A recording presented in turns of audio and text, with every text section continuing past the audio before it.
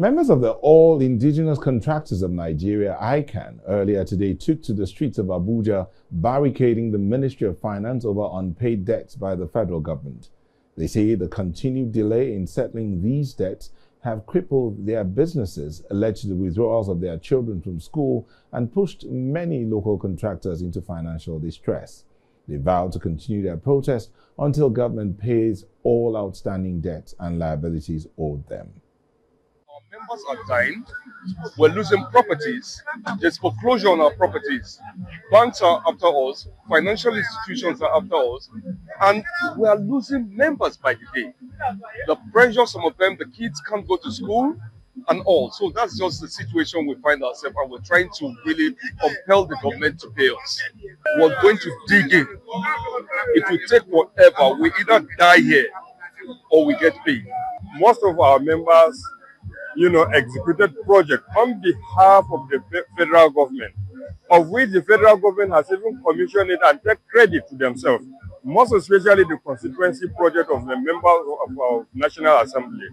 But since the budget 2024, they have not paid for about 8 months now. And we have been coming here, meeting with the Minister of Finance. On several occasions, he has been lying to us that we will get paid. But up to now, he has not. Well, in the studio, I'm being joined by a member of ICAN, Mr. Ifeanyi, who is the President of All Indigenous Contractors of Nigeria. Thank you for joining us. Thank you so much, sir. You and your group have taken to the streets. Is that not causing a nuisance to others? I think if we are causing nuisance, the government wants us to be nuisance, so we'll be nuisance. Why would you say that? Until we get paid. Why would you say the government wants you to be a nuisance? I think we've finished projects since December, January to date, which is going to a year now. We borrowed funds from various commercial banks, private lenders, even some of our friends that came from UK, US to invest in Nigeria, because some of them has credit facilities. They came to this place, they have stocked. This government refused to pay contractors. And these figures are running into trillions to date. So they made us nuisance, so we can be nuisance on the streets till we get paid. So your colleague said something that you guys have been having meetings, your association has been having meetings with the Minister of Finance and other relevant individuals. What has the government said about being paid? I think the last time we had our last meeting was September 21st. And they said they released them a warrant of about 750. 750 billion, yeah. Billion. Yeah. What's the total debt? The total debt is running to 4 trillion now. 4 trillion? Yes. But the government has said they will release a warrant of 750. 750, which they released then, but no cash backing. What does that then mean? Does it mean that you continue on the streets until you get a cash backing of the 750? Would that cause you to leave the streets? It means our money, funds has been diverted. They remove subsidy.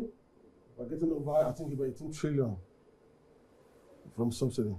They cause more hardship to Nigerians. Some of us we usually buy full our tank for about 15, 20,000. But now some of us fill our tank for about 80,000 naira.